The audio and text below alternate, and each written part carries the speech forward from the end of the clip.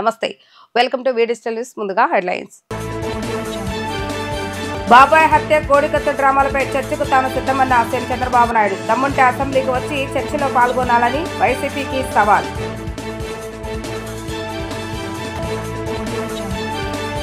ఇరవై batch canyon processing out parade లో పాల్గొన్న హోంమంత్రి వంగలపూడి అనిత.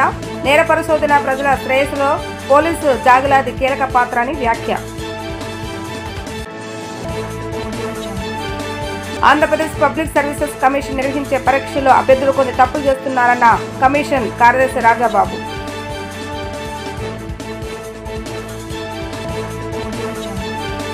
వైఎస్ఆర్సీపీ నేతలు మొన్నటి వరకు సిద్ధం అని ఎగబడ్డారు. కానీ అసెంబ్లీకి వచ్చేందుకు సిద్ధమా, అభివృద్ధిపై చర్చకు సిద్ధమా అంటూ సీఎం సవాల్ విసిరారు.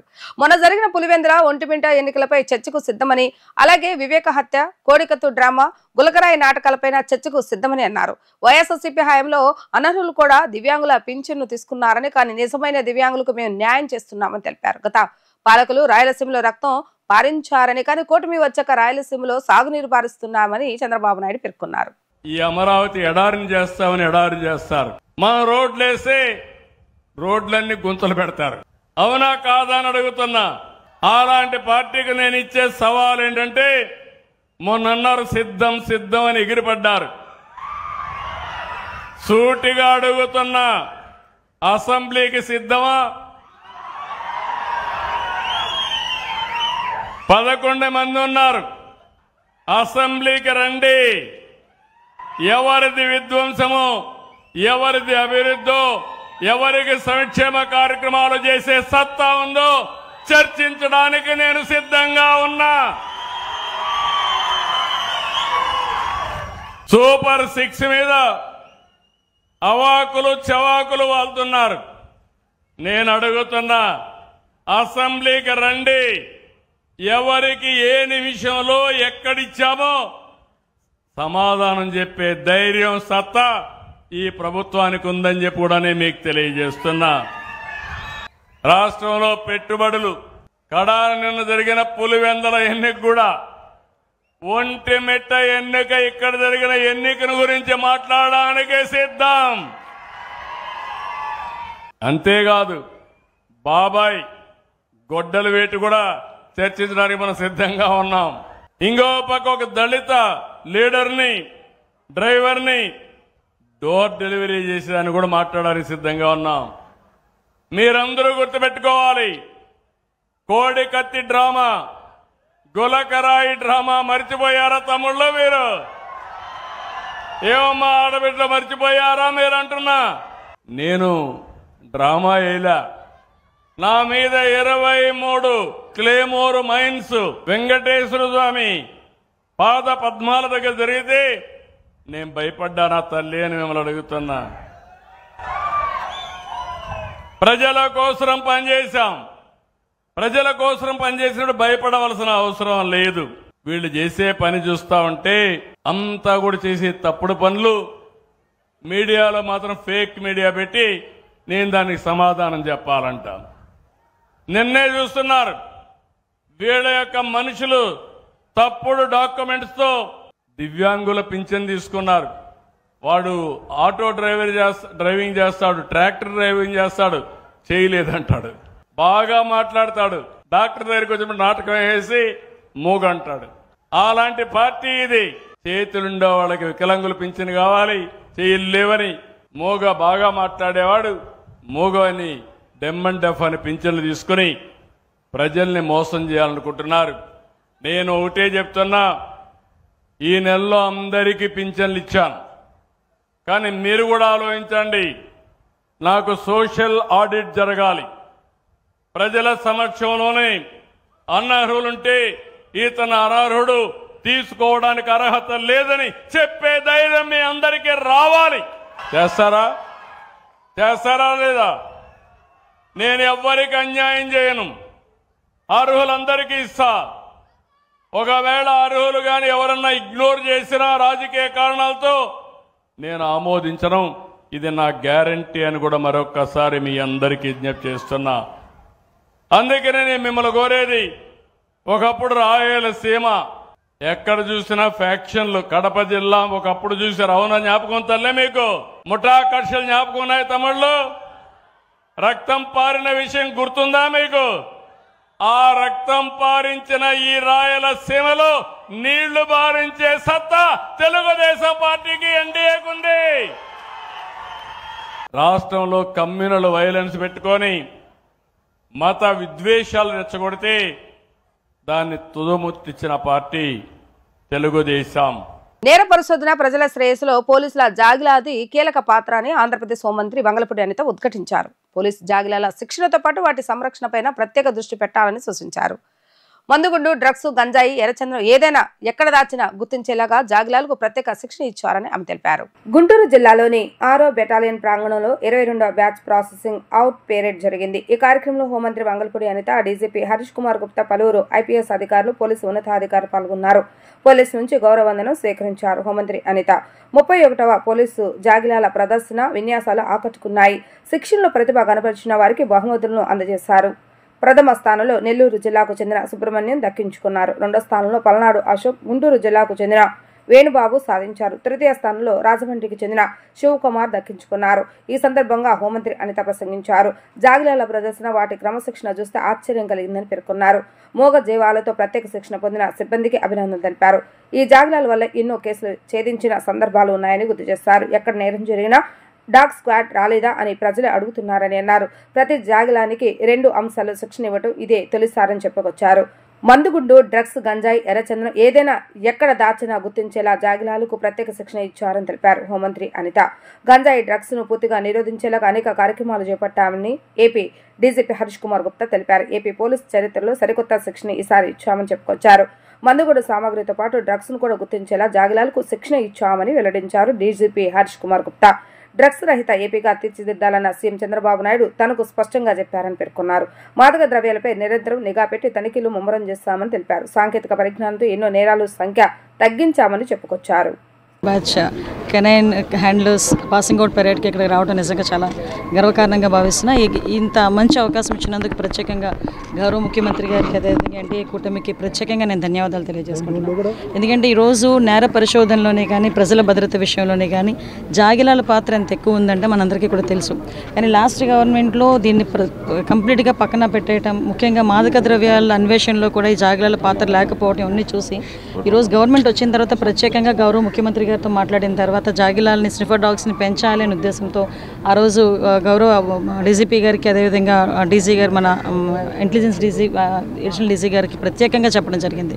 దీనిలో వాళ్ళు ప్రత్యేకమైన దృష్టి కూడా పెట్టి ఈరోజు 35 డాగ్స్ని ఈరోజు ఇక్కడికి తీసుకురావడం ఫస్ట్ టైం. ఈరోజు అవి కూడా ఒకటే బ్రీడ్కి సంబంధించిన డాగ్స్ కూడా ఇక్కడికి తీసుకొచ్చి వాటిని అన్నింటినీ కూడా ట్రైన్ చేయటం, అవన్నీ కూడా ఈరోజు ఒక 3 ఆస్పెక్ట్స్, ఒక పక్క నార్కోటిక్స్ కానీ, ఒక పక్క నుంచి మనకి బాంబ్ ఎక్స్ప్లోజివ్ ఐటమ్స్ పసిగట్టడంలో కానీ, అసాల్ట్స్ విషయంలోనే కానీ, ప్రతి ఒక్క విషయంలోనే కూడా అవి ఎంత మంచిగా ట్రైనింగ్ అయినాయో మీరు అందరూ కూడా చూశారు. ఈరోజు ఇవన్నీ కూడా రేపు పొద్దున్న ప్రజల భద్రత విషయంలోనే, అదేవిధంగా ముఖ్యంగా మాదక ద్రవ్యరహిత రాష్ట్రంగా మార్చాలి అన్న ప్రత్యేకమైన నినాదంతో దృఢ సంకల్పంతో వెళ్తున్న గౌరవ ముఖ్యమంత్రి గారికి ఇది ఒక ఏడా నవ్వుతుంది ఈరోజు. ఎందుకంటే ఈరోజు ప్రత్యేకంగా జాగిలాలను కూడా ఉపయోగించుకొని మాదక ద్రవ్యాల డిటెక్షన్లో ప్రత్యేకంగా వాటికి ట్రైనింగ్ కూడా ఇవ్వడం జరిగింది. నేను కూడా నా బెస్ట్ ఎక్స్పీరియన్స్ కూడా చెప్పాను ఇందాక మాట్లాడేటప్పుడు కూడా. పాడేరులోని ప్రత్యేకంగా వాళ్ళు చూసేటప్పుడు ఎక్కడ వదిలేసినా కూడా ప్రత్యేకంగా అవి వెళ్ళి వాటిని డిటెక్ట్ చేసి సంబంధిత వాళ్ళ ఎవరైతే హ్యాండ్లర్ ఉన్నారో హ్యాండ్లర్కి చెప్పటం. నిజంగా ఈ రోజుల్లోని మనుషుల్ని కంట్రోల్ చేయడం చాలా కష్టమైన సిచ్యువేషన్. అంటే నోరుండి అన్నీ మనం చెప్తే అర్థం చేసుకోగలిగే మనుషుల్ని కట్టడి చేయలేని పరిస్థితుల్లో ఈరోజు మూగజీవాలైన జాగిలాలని కట్టడి చేయడం అనేది హ్యాండ్లర్స్కి నిజంగా ఒక పెద్ద బిగ్ టాస్క్. ఇప్పుడే గౌరవ డీజీపీ గారు, అదేవిధంగా మా లడ్డా సార్ కూడా ఒకటి గవర్నమెంట్కి కన్వే చేయమని చెప్పారు. ఎవరైతే హ్యాండ్లర్స్ ఉన్నారో వాళ్ళకి కూడా సపరేట్గా ఇన్సెంటివ్స్ ఏమైనా ఇస్తే కనుక బెటర్ అని చెప్పడం జరిగింది. దాని మీద కూడా ప్రత్యేకమైన దృష్టి పెడతాం. ప్రత్యేకంగా రాష్ట్ర విభజన జరిగిన తర్వాత ప్రత్యేకంగా జాగిలాలకి ఒక ట్రైనింగ్ సెంటర్ కానీ, ఒక ప్లేస్ కానీ లేకుండా ఉంది. సో ప్రత్యేకంగా వీటికి అంటూ ఒక ప్లేస్ కూడా కేటాయించి, ఒక 10 acres ప్లేస్ కూడా కేటాయించాలని చెప్పి గవర్నమెంట్ నిర్ణయించుకుంది. అట్ ద సేమ్ టైం ఇంకొంచెం ఎక్కువగా డిస్ట్రిక్ట్ వైజ్గా ఈరోజు మనకి హార్డ్లీ 1 or 2 ఉన్నప్పటికీ కూడా ఇంకా ఎక్కువగా మనకి ఇవ్వడానికి, జాగిలాలను ట్రైన్ చేసేసే ముందు పంపించడానికి దృఢ సంకల్పంతో ఉన్నాం. దీనిలోని భాగస్వాములైన ప్రతి ఒక్కరికి కూడా ప్రత్యేకంగా ధన్యవాదాలు తెలియజేసుకుంటున్నా. We have successfully implemented dual trade training for our canines. The induction of world's best breed Belgian Malinois into the police force will definitely improve the quality of work. This revolutionary step has equipped 15 canines with dual skills in explosive detection and tracking, 18 canines with dual skills in narcotics detection and tracking, 2 canines with specialist dual training in assault and explosive. This is a new training batch, has a clear and strategic purpose. I want to specifically highlight that 18 out of the 35 canines in this batch have been trained in narcotics detection. This is just not a coincidence. It's a clear statement of our department's sincere and unwavering commitment to the eradication of narcotics from our state. This ceremony is particularly significant as it marks a powerful step towards our state's security, driven by the visionary foresight of our Honorable Chief Minister, Shri Nara Chandrababu Naidu Garu. His unwavering resolve to create a drug-free Andhra Pradesh has directly culminated in the induction of these 18 canines, which have been specially trained in narcotics detection. This proactive strategy is a testament to his commitment to safeguarding our society's future by striking at the very root of the drug menace. These new members of our force represent a formidable new line of defense in our war on drugs. Beyond this crucial specialization, we must also recognize that the enduring importance of tracking canines in modern crime management. These loyal partners are often silent heroes in the critical golden hours of an investigation. With their unparalleled senses, they track criminals from the scene of offense, locate missing persons, and unearth vital evidence that technology might miss. These are our indispensable force multipliers, providing crucial leads that save individual time and ensure that justice delivery is swift. They are the true testament to the fact that in pursuit of justice, the bond between man and animal remains one of the most strongest bond ever. Andhra Pradesh public service commission నిర్వహించే పరీక్షల అభ్యర్థులు కొన్ని తప్పులు చేస్తున్నారని commission కార్యదర్శి రాజాబాబు తెలిపారు. ప్రశ్నాపత్రం series ను సరిగా బబుల్ చేయకపోవటం లేదా ఇంటూ మార్కు పెట్టడం వంటి పొరపాట్ల వల్ల ఎంఓఆర్ షీట్స్ మూల్యాంకనం చేయడం సాధ్యం కావటం లేదని ఆయన అన్నారు. అభ్యర్థులు ఈ విషయాలను గమనించి పరీక్ష రాసేటప్పుడు ఇచ్చిన నిబంధనలు తప్పనిసరిగా పాటించాలని సూచించారు. స్పోర్ట్స్ శాఖ నుంచి అవసరమైన సమాచారం రాకపోవడంతోనే గ్రూప్ 1, గ్రూప్ 2 పరీక్షల ఫలితాలు విడుదల చేయడంలో కొంత ఆలస్యం అయిందని తెలిపారు. ఈ నెలాఖరుకల్లా సుమారు 20 నోటిఫికేషన్లు విడుదల చేయనున్నట్లుగా ఆయన స్పష్టం చేశారు. మన ఆంధ్రప్రదేశ్లో ఉన్నటువంటి గవర్నమెంట్ డిపార్ట్మెంట్స్లో వివిధ డిపార్ట్మెంట్స్లో ఉన్నటువంటి ఖాళీలన్నింటిని కూడా తీసుకుని సేకరించి వాటి వేకెన్సీస్ అన్నింటిని కూడా ఎగ్జామ్ కండక్ట్ చేసి అర్హులైన అభ్యర్థులను అందరినీ కూడా నియమించడం అనేది ఈ ఏపీపీఎస్సీ ద్వారా జరుగుతుంది. దీనికి సంబంధించి వివిధ నోటిఫికేషన్స్ కూడా ఇటీవల కాలంలో మనం ఇవ్వడం జరిగింది. అందులో forest beat officers, assistant beat officers and forest section officers సుమారు 800 వేకెన్సీస్కి మనం ఆల్రెడీ నోటిఫికేషన్ ఇచ్చాం. అది రేపు 7వ తారీఖునే ఎగ్జామ్ ఉంది. అయితే ఇది ఫారెస్ట్ బీట్ ఆఫీసర్స్ వరకునేమో మనకి ఇంటర్మీడియట్ ఎలిజిబిలిటీ ఉంది. ఇంటర్మీడియట్ క్వాలిఫికేషన్తో ఆ ఎగ్జామ్కి రాస్తారు, minimum qualification. And forest section ఆఫీసర్స్కి డిగ్రీ ఎలిజిబిలిటీ ఉంది. ఎక్కువ పోస్టులు ఉండడం వల్ల చాలామంది కామన్గా చేసేటువంటి మిస్టేక్స్, క్యాండిడేట్స్ అందరూ కూడా చాలా చక్కగా చదువుతారు, కష్టపడి చదువుతారు. సో వాళ్ళ ఫలితాలన్నీ కూడా ఫైనల్గా రాసిన ఎగ్జామ్లో ఉంటాయి. కాబట్టి ఆ ఎగ్జామ్లో ఏ చిన్న తప్పు జరిగినప్పటికీ వాళ్ళ శ్రమ అంతా కూడా వృధా అయిపోవడం జరుగుతుంది. అందు గురించి మనకి ఎగ్జామ్స్ కండక్ట్ చేసినప్పుడు క్వశ్చన్ పేపర్తో పాటు ఓఎంఆర్ షీట్స్ అనేది మనం ఇవ్వడం జరుగుతుంది. ఇట్లాంటి ఓఎంఆర్ షీట్స్ మనము క్యాండిడేట్కి ఇస్తాం. ఇందులో ఎగ్జాము యాక్చువల్గా స్టార్ట్ అవ్వక ముందు ప్రతి క్యాండిడేట్ కూడా ఒక్కసారి ఆ క్వశ్చన్ పేపరు కానీ తర్వాత ఇచ్చినటువంటి ఓఎంఆర్ షీట్ని చాలా క్షుణ్ణంగా చూసుకోవాలి. అక్కడ కామన్గా జరుగుతున్నటువంటి చాలా చిన్న చిన్న తప్పులు మేజర్ పెనాల్టీకి గురి కావాల్సి వస్తుంది.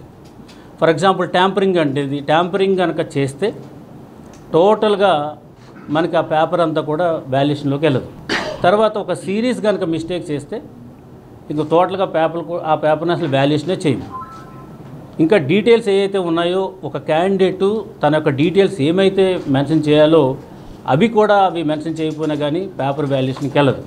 దయచేసి అందరూ కూడా గుర్తుపెట్టుకోవాల్సింది ఏంటంటే either black or ball point pen only. కొంతమంది జెల్ పెన్స్ అట్లాంటి రకరకాల పెన్స్ వాడుతున్నారు. They should not use that pens. Only ball pen, black or blue, ఈ పెన్స్ మాత్రమే వాళ్ళు వాడాలి. సో ఇక్కడ ఈ డీటెయిల్స్ అన్నీ రాయాలి. రాసిన తర్వాత they have to go to the ఈ పార్ట్ సికి. ఇక్కడ ఉంది సిరీస్. ఈ సిరీస్కి వచ్చేటప్పటికి ఏం చేస్తారంటే కొంతమంది క్యాండిడేట్స్ ఈ సిరీస్లో ఇలా ఏమీ పెట్టకుండా వదిలేస్తున్నారు. చిన్నగా ఉంది కదా అని చెప్పేసి దీని గురించి వాళ్ళు పట్టించుకోరు.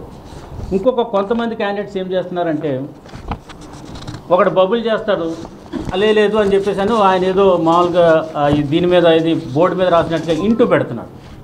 So this is also valid కాదు. ఇది కూడా వ్యాలిడ్ చేయము. ఇది మొత్తం టోటల్ ఎంటైర్ పేపర్ అంతా కూడా డివాల్యుయేషన్ అయిపోతుంది. తర్వాత ఇంకొకరు ఏం చేస్తారంటే ఇక్కడ 2 చేశాడు బబుల్, ఒకదానికి ఏదో వైట్నర్ పెట్టాడు. ఈ వైట్నర్ పెట్టడం కూడా దీనివల్ల కూడా పేపర్ టోటల్గా ఇన్వాలిడేషన్ అయిపోతుంది. తర్వాత ఇంకొక అతను ఏం చేస్తున్నారంటే 2 చుట్టి రెండిట్లో ఒకటి నేను కరెక్టు, ఒకటేమో అట్లా ఉంచండి అని చెప్పేసి పెడుతున్నారు. సో దీనివల్ల కూడా మనకి ఈ పేపర్ టోటల్ పేపర్ అంతా కూడా సో ఇన్వాలిడ్ అయిపోతుంది.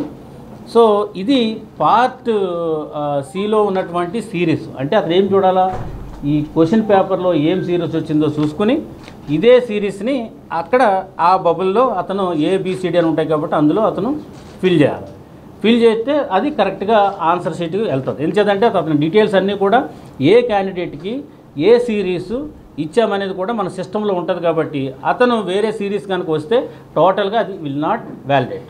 సో అందుచేత అది కూడా మనం చాలా జాగ్రత్తగా దాన్ని చూసుకోవాలి. స్పోర్ట్స్ సంబంధించినటువంటిది మీకు ఎట్లా ఉంటుందంటే ఎవరైనా క్యాండిడేట్స్ స్పోర్ట్స్ కోటాని అతను కనుక మెన్షన్ చేస్తే ఆ స్పోర్ట్స్ కోటాని ఏం చేస్తామంటే ఆ లిస్ట్ అంతా తీసుకెళ్ళి మనం స్పోర్ట్స్ అథారిటీకి ఇస్తాం.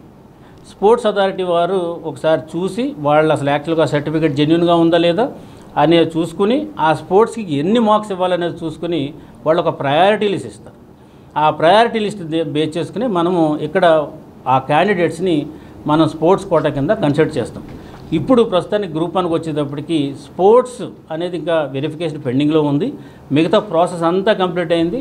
ఒక్కసారి స్పోర్ట్స్ డిపార్ట్మెంట్ నుంచి ఆ sports quota related priority list మనకు వస్తే 2 పోస్టులు ఉన్నాయి గ్రూప్ 1 సంబంధించి స్పోర్ట్స్ కోటాలో. ఒక 4 క్యాండిడేట్స్ మనం తీసుకుంటాము. ఆ 4 మనకు వస్తే దెన్ ఇమీడియట్గా గ్రూప్ 1 రిజల్ట్ ఇవ్వడానికి రెడీగా ఉన్నాం.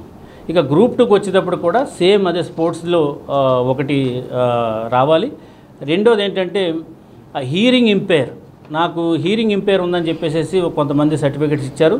అది ఫస్ట్ లెవెల్ స్క్రూటినీ అయింది. చాలామంది వాళ్ళు మాకు ఇది కాదు, మా డాక్టర్ వేరేగా ఇచ్చారు, మాకు ఇలా ఉందని చెప్పేసి అబ్జెక్షన్స్ ఇస్తే మనం రెండోసారి వాళ్ళ అప్పీల్కి కూడా ఇచ్చాము. అది వెరిఫికేషన్లో ఉన్నది.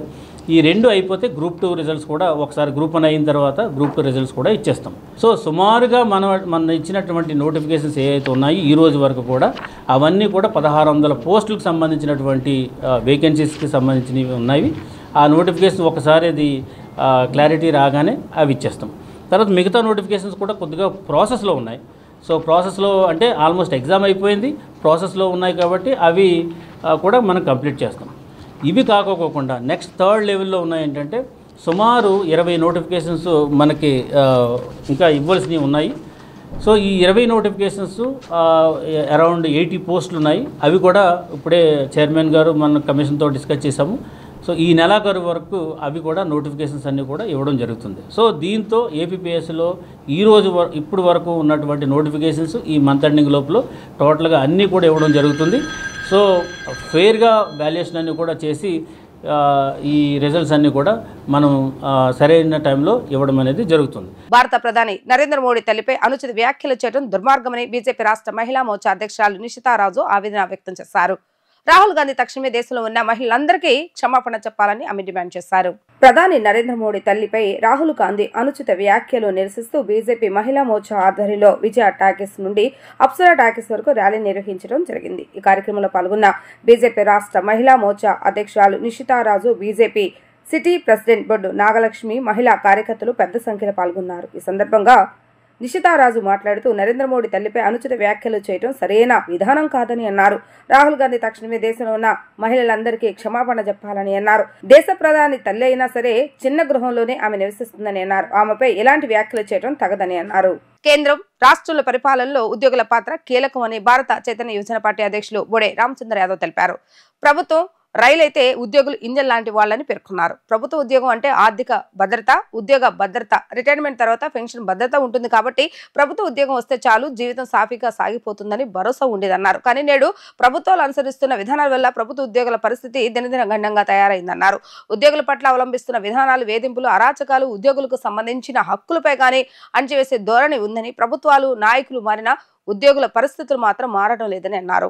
ఆంధ్రప్రదేశ్ ప్రభుత్వ ఉద్యోగుల సంఘం రాష్ట్ర అధ్యక్షులు కెఆర్ సూర్యనారాయణ ఆధ్వర్యంలో ప్రభుత్వ ఉద్యోగులు సిపిఎస్ రద్దు కోరుతూ గాంధీనగర్లో ధర్నా చౌక్లో ధర్నా నిర్వహించారు. ధర్నా కార్యక్రమంలో ఉద్యోగులు అధిక సంఖ్యలో పాల్గొన్నారు.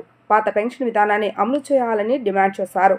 భారత చైతన్య యువజన పార్టీ అధ్యక్షులు బొడే రామచంద్ర యాదవ్ ధర్నాలో పాల్గొని సంఘీభావం తెలిపారు. ఈ సందర్భంగా ఆయన మాట్లాడుతూ రాష్ట్రంలో ఉద్యోగుల పరిస్థితి ఎలా ఉందో అందరికీ తెలుసని, ఉపాధ్యాయులను ఉపాధ్యాయేతర విధులకు వినియోగిస్తున్నారని చెప్పారు. పోలీసులు, రెవెన్యూ ఉద్యోగులను ఏ పార్టీ అధికారంలో ఉంటే ఆ పార్టీ కార్యకర్తలాగా చూస్తున్నారని తెలిపారు. ఆర్థిక సంస్కరణల పేరుతో ఉద్యోగుల జీవితాలతో చెలగాటం ఆడే పని చేస్తున్నారని అన్నారు. ప్రభుత్వ ఉద్యోగులపై సిపిఎస్ విధానాన్ని తీసుకొచ్చి సుమారు 80 లక్షల మంది జీవితాలతో చెలగాటం ఆడే పని చేస్తుందని అన్నారు. కేంద్ర ప్రభుత్వ నిర్ణయంపై రాష్ట్రాలు నిర్ణయం తీసుకునే అవకాశం ఉన్న రాష్ట్ర ప్రభుత్వాలు ఉద్యోగులకు వ్యతిరేకంగా సిపిఎస్ విధానం అమలు చేసే ప్రయత్నం చేస్తే ఆ రోజు నుంచి నేటి వరకు అనేక పోరాటాలు చేస్తున్నా ప్రభుత్వాలు పట్టించుకోవటం లేదన్నారు. ప్రభుత్వాలు నాయకులు మారుతున్న ఎన్నికలకు ముందు ఇచ్చిన హామీ ప్రకారం సిపిఎస్ రద్దు చేద్దామనే ఆలోచన ఎవరికీ లేదన్నారు. కేంద్ర రాష్ట్ర ప్రభుత్వాలు అవలంబిస్తున్న సిపిఎస్ విధానానికి వ్యతిరేకంగా ఈరోజు విజయవాడలో ఏపీ సిపిఎస్ ఎంప్లాయీస్ అసోసియేషన్ ఆధ్వర్యంలో జరుగుతున్న నిరసన కార్యక్రమానికి బీసీవై పార్టీ తరఫున మద్దతు ఇవ్వడానికి ఈరోజు విచ్చేయడం జరిగింది. గత 20 సంవత్సరాల నుండి ఉద్యోగస్తులు సుమారు 80 లక్షల మంది ఉద్యోగస్తులు ఆందోళన చేస్తున్నప్పటికీ కూడా ఈ పార్టీలు నాయకులు ప్రతిపక్షంలో ఉన్నప్పుడు సిపిఎస్ విధానాన్ని రద్దు చేస్తామని చెప్పి హామీ ఇవ్వడము, అధికారంలోకి వచ్చిన తర్వాత ఆ విషయాన్ని విస్మరించి ఉద్యోగులకు అన్యాయం చేసే కార్యక్రమాన్ని చేస్తున్నారు. ఖచ్చితంగా ముఖ్యమంత్రి చంద్రబాబు నాయుడు గారు దీని మీద దృష్టి సాగించి ఇప్పటికైనా సిపిఎస్ విధానాన్ని రద్దు చేయనట్టయితే రాబోయే రోజుల్లో ఉద్యోగస్తులతో కలిసి బీసీవై పార్టీ పూర్తి స్థాయిలో ఆందోళన చేయడానికి సిద్ధంగా ఉంది. ఉద్యోగస్తులకు న్యాయం జరిగేంత వరకు బీసీవై పార్టీ పోరాటం చేస్తుందని ఈ సందర్భంగా తెలియజేస్తున్నాను. విశ్వవిద్యాలయాల్లో కొత్త అధ్యాపకుల నియామకానికి ప్రభుత్వం వెంటనే నోటిఫికేషన్లు జారీ చేయాలని retired IAS GSRK Vijay Kumar, doctor Raghu Mallepalli demand చేశారు. మూసివేసిన కోర్సులను పునఃప్రారంభించడం, కోర్సులను విజయవంతంగా నిర్వహించడానికి తగిన సౌకర్యాలను నియమించడం అవసరం ఉందన్నారు. విద్యా సంస్థలను ప్రభుత్వాలు చంపేస్తున్నాయన్న ప్రైవేటు యూనివర్సిటీలు ప్రోత్సహిస్తున్నాయని ఆరోపించారు. ఆంధ్ర యూనివర్సిటీలో 1600 మంది సిబ్బంది ఉండాల్సిన చోట 180 మంది ఉన్నారని, కక్షపూరితంగా ఎస్సీ, ఎస్టీ, బీసీ విద్యార్థులపై వ్యవహరిస్తున్నారని చెప్పారు. ప్రభుత్వ నియామకాలను కాపాడుకోవడం కోసం పోరాటానికి సిద్ధం అవుతున్నామని చెప్పారు. విశ్వవిద్యాలయాలకు పూర్వ వైభవం తీసుకుని రావాలని అన్నారు. ప్రభుత్వం మేము సంస్కరణలు తీసుకొస్తున్నామని చెప్తుంది, కానీ ఏ విధంగా అంటే ఒకటే క్యాంపస్లో 1-2 తరగతులు ఉన్న స్కూల్ ఉంది, అదే క్యాంపస్లో 1 నుంచి 8 తరగతి స్కూల్ ఉంది, అదే క్యాంపస్లో 1 నుంచి 10 తరగతి స్కూల్ ఉంది. అంటే అసలు ఒక క్యాంపస్లో 3 రకాల స్కూల్స్ ఎలా ఉంటాయి అసలు? అంటే వినడానికి కూడా ఎంత ఆశ్చర్యకరంగా ఉంది. అదొక వైపు అయితే ఇంచుమించు 24,000 వేకెన్సీస్ ప్రైవేట్ స్కూల్స్లో ఉంటే ఏది 25% కింద ఆర్టీ కింద ఇవ్వాల్సినవి ఈనాటి వరకు 7,500 వేకెన్సీలు ఫిల్ కాలేదు. అంటే అక్కడ పేద విద్యార్థులు లేరా? చదువుకోవడానికి ఆ విద్యార్థులు కరువుగా ఉన్నారా? ఎందుకు వాళ్ళకి ఆ ప్రైవేట్ స్కూల్స్లో అడ్మిషన్స్ ఇప్పించడం లేదనంటే ప్రైవేటు సంస్థలకి మీద చూపించే శ్రద్ధ ప్రభుత్వ సంస్థల మీద చూపించడం లేదు ఈ ప్రభుత్వం. అందుకనే అక్కడ రావాల్సిన 25% రావడం లేదు, టైమ్లీ అడ్మిషన్స్ చేయడం లేదు. ఒక టెస్ట్ జరిగిన తర్వాత పర్ఫార్మెన్స్ అనేటువంటిది ఓపెన్గా, ట్రాన్స్పరెంట్గా అందరికీ తెలిసే విధంగా ఎందుకు పబ్లిష్ చేయడం లేదు? అది పబ్లిష్ చేసి తీరాలి. అది ట్రాన్స్పరెన్సీని ఇండికేట్ చేస్తుంది. ఏ ర్యాంక్ వరకు వచ్చింది, ఏ ర్యాంక్ రాలేదు అని తెలుసుకునే రైట్ ఆ ఎగ్జామ్లో పార్టిసిపేట్ చేసిన ప్రతి నిరుద్యోగికి ఉంది. అది ఇవ్వాలని చెప్పేసి కూడా మేము డిమాండ్ చేస్తున్నాం. ఇంతవరకు యూనివర్సిటీలో రివ్యూ మీటింగ్ జరగలేదండి. ఇంతవరకు ఎందుకు యూనివర్సిటీలో కొలాప్స్ అవుతున్నాయి? ఫ్యాకల్టీ రిక్రూట్మెంట్ ఎందుకు లేదు? అడ్మిషన్ ఎందుకు జరగట్లేదు? ఒక మీటింగ్ జరగలేదండి. అబద్ధం అంత అబద్ధాలు చెప్పుకొని బతికేస్తున్నారు. పచ్చి అబద్ధము యూనివర్సిటీల మీద. అసలు యూనివర్సిటీలు క్లోజ్ చేయడానికి కుట్ర చేశారు వీళ్ళు. కాబట్టి పబ్లిక్ దయచేసి తెలుసుకోవాలి. కుట్ర, అబద్ధాలు, నోరు తెరిస్తే అబద్ధం మాట్లాడుతున్నారు. Right to information, right to education ప్రకారం ఎలాంటి క్యాపిటేషన్ ఫీజులు కానీ అవి కలెక్ట్ చేయడానికి లేదు. అదేవిధంగా ఈవెన్ కాలేజ్ ఎడ్యుకేషన్లో కూడా మరొక ముఖ్యమైనటువంటి అంశం ఏమిటంటే స్కాలర్షిప్స్ అనేటువంటివి గతంలో ఇచ్చేవారు. ఇప్పుడు దానికి రకరకాల పదాలు మార్చారు, రీఎంబర్స్మెంట్ అనే, దీవెనలు అని, ఇట్లా అనేక పేర్లు పెట్టారు. కానీ టైంకి ఇవ్వడం లేదు. టైమ్లీగా ఈ స్కాలర్షిప్స్ ఇవ్వకపోవడం వల్ల చదువు పూర్తయిన తర్వాత కూడా ఈ స్టూడెంట్స్ ఏ విధంగా ఇబ్బంది పడుతున్నారంటే వాళ్ళ టీసీలు రాక, మార్క్ స్టేట్మెంట్స్, ప్రొవిజనల్ సర్టిఫికేట్స్ తెచ్చుకోలేక, వేరే ఎంప్లాయ్మెంట్కి వెళ్ళలేక ఇబ్బంది పడుతున్నారు. అలాంటి సమయంలో ఎక్కడో చోట అప్పు చేసి తెచ్చి ఆ కాలేజీలో కట్టి ఈ సర్టిఫికేట్స్ తీసుకునేటువంటి పరిస్థితి కూడా ఉంది. ఇది చాలా చోట్ల జరుగుతున్నటువంటి అన్యాయం. ఇలా అన్యాయం జరుగుతుంటే ప్రభుత్వం చూస్తుంది తప్ప పేదల తరపున కానీ నిరుద్యోగుల తరపున కానీ నిలబడి వారి కోసం చేయాల్సిన పని చేయడం లేదు. గుణదల్లోని సైడ్ కాలు ఒడ్డు పక్కన ఉన్న ఇళ్లను అధికారులు తొలగింపుపై స్థానిక కుటుంబాలు ఆవేదన వ్యక్తం చేస్తున్నారు. తమ కుటుంబాలను కూటమి ప్రభుత్వం రోడ్డున పడేయొద్దని ప్రాధాయపడుతున్నారు. గతంలో మేము కూటమి ప్రభుత్వానికి ఓటు వేసి గెలిపించామని, అధికార పార్టీ వాళ్ళకే మాకు ఇలా జరిగితే మేము ఎవరికి చెప్పుకోవాలంటూ వారు ఆవేదన వ్యక్తం చేస్తున్నారు. స్థానికులు రవి, రామకృష్ణ, భార్గవి, అన్నపూర్ణ మాట్లాడుతూ స్థానిక తూర్పు నియోజకవర్గ శాసనసభ్యులు గద్దె రామ్మోహన్ రావు దృష్టికి తీసుకువెళ్లినా కూడా పట్టించుకోలేదని స్థానికులు వాపోతున్నారు. ఎమ్మెల్యే అండదండలతోనే స్థానికులు ఇళ్లను ఖాళీ చేస్తున్నారు. రోడ్డుపై నిరసన వ్యక్తం చేసిన బాధితులు సుమారుగా 100 సంవత్సరాల నుంచి ఈ ప్రాంతంలో నివాసం ఉంటున్నాం. తమ కుటుంబాలను కూటమి ప్రభుత్వం రోడ్డున పడేయొద్దని ప్రాధాయపడ్డారు. గతంలో మేము కూటమి ప్రభుత్వానికే ఓటు వేసి గెలిపించామని, అధికార పార్టీ వాళ్ళకే మాకు ఇలా జరిగితే మేము ఎవరికి చెప్పుకోవాలని పేర్కొన్నారు. ఎటువంటి నోటీసులు జారీ చేయకుండా ఇల్లు తొలగించడం దుర్మార్గపు చర్య అని ఆగ్రహం వ్యక్తం చేశారు. టీడీపీ ప్రభుత్వంలో ఇల్లులు కొలగొడుతున్నారు, మమ్మల్ని ప్రభుత్వమే ప్రత్యామ్నాయం చూపించాలని చంద్రబాబు నాయుడు, లోకేష్, పవన్ కళ్యాణ్ స్పందించి తమకు న్యాయం చేయాలని డిమాండ్ చేశారు. కావాలని కొంతమంది పూనుకొని ఇల్లు తొలగిస్తున్నారని వారు మండిపడ్డారు. 100 ఏళ్ల పైబడి పుల్లేటి గట్ట మీద మేము బ్రతుకుతున్నాము. మా అమ్మగారి చిన్నతనం నుంచి ఇక్కడే ఉన్నాము. పెద్దవాళ్ళ పెత్తనందారు తెలుగుదేశం పార్టీ గెలిచినాక పేదవాళ్ళ ఇళ్లపై మీ కన్నుపడి వాళ్ళ కోసం మా ఇళ్లు తీయడానికి ప్రయత్నం చేస్తున్నారు. ఎటువంటి నోటీసులు ఇవ్వకుండా మాకు ఇప్పటికిప్పుడుగా తీసేయమని, ఇళ్లలోంచి ఖాళీ చేయమని పిల్లలతోటి, చిన్న చిన్న పిల్లలతోటి మేము జీవనం సాగిస్తుంటే మాపై అన్యాయంగా మా మీద పడిపోయారు. నోటీసులు ఇవ్వండి, అధికారులకు తెలియజేసుకున్నాం. 5వ నెలలో కూడా తెలియజేసాం, అధికారులకు పెట్టాం, లెటర్లు పెట్టాం. అయినా మమ్మల్ని పట్టించుకోలేదు, మాకు జవాబు లేదు, ఆలోచించలేదు. మా మొర వీడియోలు పెట్టాము. చెట్లు కొట్టారు, 45 సంవత్సరాలు పైబడి ఉన్న చెట్లు కొట్టారు, అందరూ చేశారు. మాకు న్యాయం కావాలి సార్. మాకు అందరికి పేదవాళ్ళకి ఇల్లు అంటున్నారు, ఉన్నవాళ్ళు ఇల్లు తీస్తారేమండి మీరు? ఎక్కడ న్యాయం అండి ఇది? ఇది తెలుగుదేశం ప్రభుత్వంలో జరుగుతున్న మాకు అన్యాయమా?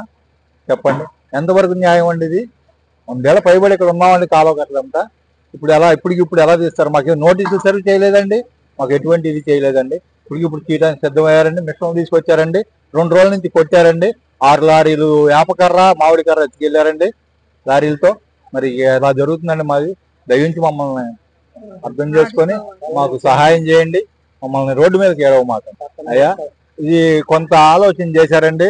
ఇక్కడ ఒకళ్ళకి స్థలాలు ఉన్నాయండి, దాంట్లో అపార్ట్మెంట్లు కట్టాలని ప్లాన్ అండి. వాళ్ళ కోసం పెద్ద రోడ్డు చేద్దామని ఇప్పటికిప్పుడుగా ఈ ఆలోచన చేశారండి. వాళ్ళకి 200 కోట్ల ప్రాజెక్ట్ అంటండి అక్కడ. ఆ ప్రాజెక్ట్ ని ఇంప్రూవ్ చేసుకోవడానికి మా ఇళ్ళ మీద పడిపోయారండి. ఇదే ఆలోచన అండి మా ఆడది. సబ్ కమిషనర్ గారు వచ్చారు. ఆయన వచ్చి మీకు నోటీస్ ఇస్తామమ్మా, ఇచ్చిన 10 రోజులకి టైం ఇస్తాం, నోటీస్ ఇచ్చినా గానీ అప్పుడు మీకు ఎక్కడో షాట్ ఇల్లు అలర్ట్ చేస్తామన్నారండి. మేమేం మాట్లాడలేదు. తరపుడేం సడన్ గా వచ్చి మీరు ఖాళీ చేసేయాలన్నారు. మా 4 ఇళ్ళు అండి మొత్తం అందరివి కూడా. మొత్తానికి మరి నేనేమో ఈ పాప కొంచెం ఇదిగా ఉంటదండి, ఈ పాపను పెట్టుకొని ఉంటాను, నా పేరు తీసేశారండి.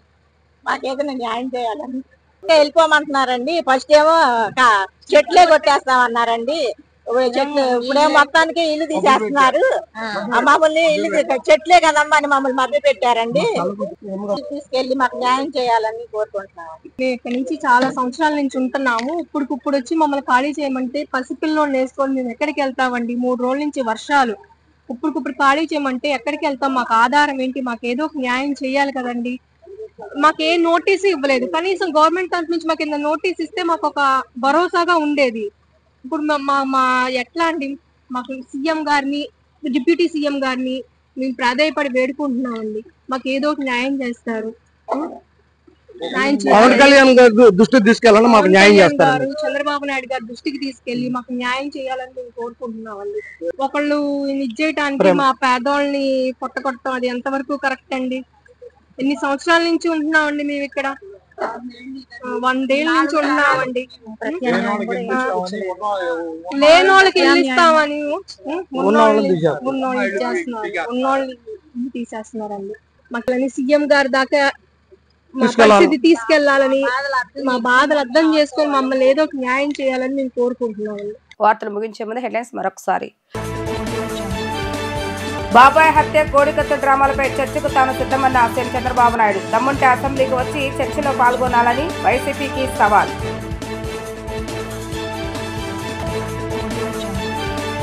ఇరవై batch canyon processing out parade లో పాల్గొన్న హోంమంత్రి వంగలపూడి అనిత. నేర పరిశోధన ప్రజల శ్రేయస్సులో పోలీసు జాగులాది కీలక పాత్ర అని వ్యాఖ్య. ఆంధ్రప్రదేశ్ పబ్లిక్ సర్వీసెస్ కమిషన్ నిర్వహించే పరీక్షల్లో అభ్యర్థులు కొన్ని తప్పులు చేస్తున్నారన్న కమిషన్ కార్యదర్శి రాజాబాబు.